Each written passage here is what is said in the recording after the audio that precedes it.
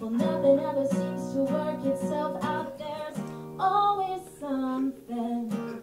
Can't we just not care about that now? So let's put it off and we'll make believe we got a handle on it somewhere up our sleeves. It's too late to dwell on the unnecessary, but don't jump in. Hey everybody, welcome back to the Couch of Knowledge, the only place where you're going to learn, most likely, your old teacher's bank account number. I am Daniel Contreras, joined with Kate Eggers. Hello. Well, Kate, if you know the show, then you know that we get a lot of questions from kind of everywhere, I feel. And these questions feel life and death. They're written, they're scribbled in the darkness. You can tell there's a lot of desperation attached to them. So we're going to help these people. I'll try my best. I know you are, and I appreciate that. So we're going to go with the first question by Delia. And Delia asks, who would win in a fight? Indiana Jones or Chuck Norris? There's an exclamation point. Aw, that's tough. Everyone's gonna say Chuck Norris, because that's a meme and a thing. But Indiana Jones. Harrison Ford. Okay, alright. Harrison Ford. Or Indiana Jones.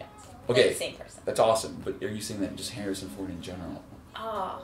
Why don't we just drop the Indiana Jones act altogether? Maybe just Harrison Ford. Yeah, just Harrison Ford.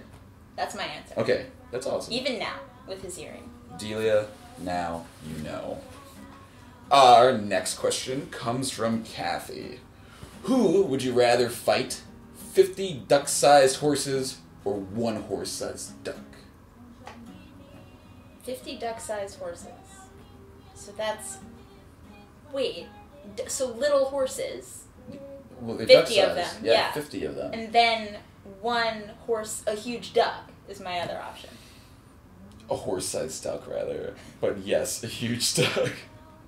I would say 1 big duck, because you only have like 1 to conquer. I feel like a bunch of them attacking you, that's really overwhelming. Okay, that's a weird know. priority thing, because I feel like 1 giant horse-sized duck in itself would just terrify me. I would rather deal with I don't know. When they're all crawling at your feet, that's scarier, I think. That's really adorable. They go for your feet. Alright. You just want those as pets. I know. You came up with this question. I am Kathy. No, there is a real Kathy, and now she knows. Be enlightened, Kathy. That's the truth. Our next question comes from Ariel.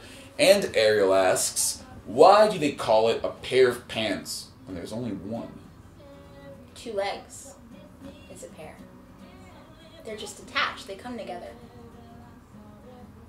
A pair of eyes. You know, that's crazy. I've actually never thought about that, ever. Really? Yeah, no, that's...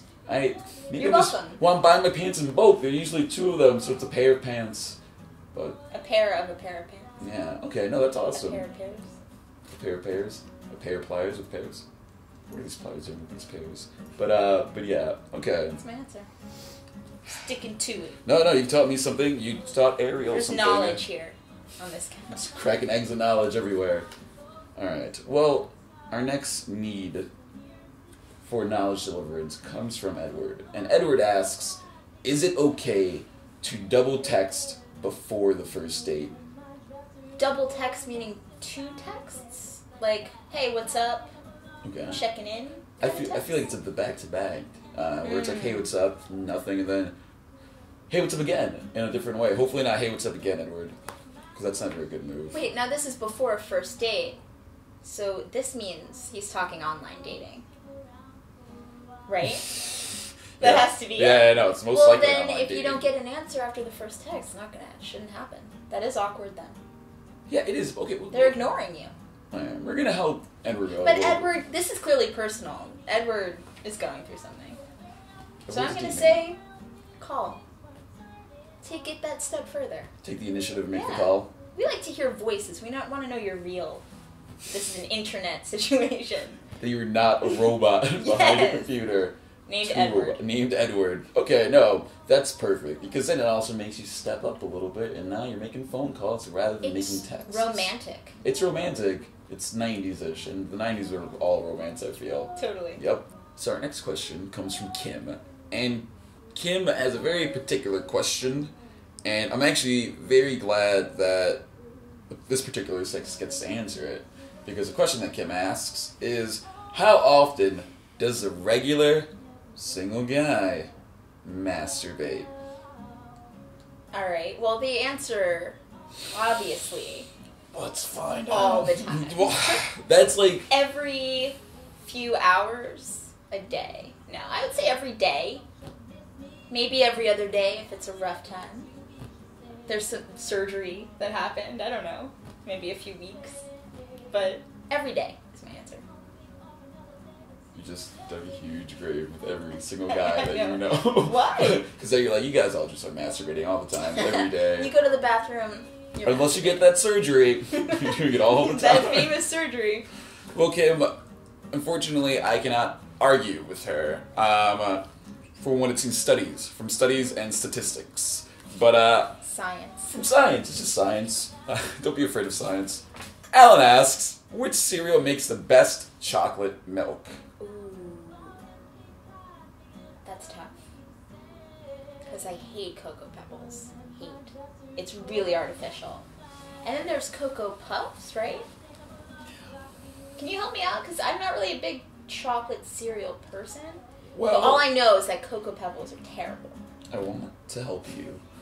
But you started this off with a dislike for Cocoa Pebbles. This interview's over. No, I feel like it never really started. No, alright. You don't even know me.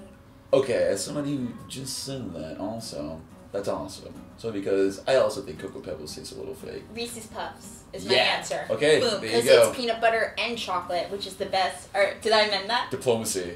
That's what diplomacy looks like, kids. Alan, you just learned what they do at the UN, and you just learned how to make the best chocolate milk with a cereal. Boom, knowledge.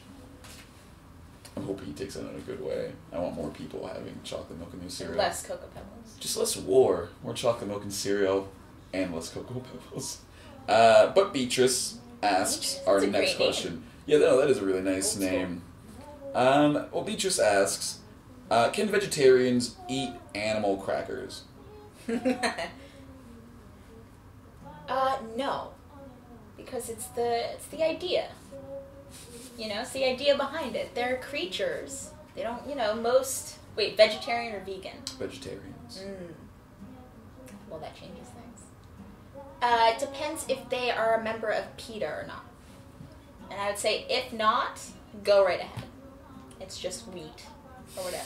But if you're a member of PETA, it's a principle behind it. So it's a principle. Shut your trap. All right, Yeah. no, that's amazing. But I like PETA. Go PETA. Go PETA. Do what you're doing. Keep doing it. Yeah. All right, that was really intricate, and I appreciate sort of your background and your beliefs on things I really, with animal crackers. It's very serious. Well, our next question comes by way of Marcus. And young Marcus asks, is the alphabet called the alphabet because the first two letters in the Greek alphabet are alpha and beta? Yes. Alpha and beta. Okay. That's it. Alright, well Marcus, now you know. And luckily, now you have knowledge and you can spread that around. That's an easy quote, but you have to always mention that you're quoting her for residual purposes. It's my original idea. Well, no. Well, Maybe. well Officially now. Well, the Greeks, they did that first, and then you learned it, and... What's C? They left off C. A, B, C's. Alpha, beta, kappa. Kappa, cum laude. So they should have called it alphabet cap. Alphabet cap. Alphabet cap. Yet again, you made me question all of your judgment. But yet, we're gonna go with the first half of this, where I believed in you, and you didn't use alphabet cap. You're gonna always think of that now. You know what? It's sad, because I am gonna always think about that now, but Me thank too. you. And, again, from our audience, thank you, Kate, for answering these questions like a champ. Thank you for having me to instill my knowledge upon all of you. Well, Don't listen to a word I've said. And thank you for writing in all of your odd questions and weird statements. And when you have more, please continue to write them from wherever you are, and inevitably when you go to jail, because I feel like that's where our audience is going, given the questions, which I think is going to be awesome. Email that to rck@resonate.tv. Once again, I'm Daniel Contreras with Kate Eggers, and this is The Couch of Knowledge. Well, nothing ever seems to work itself out. There's always something.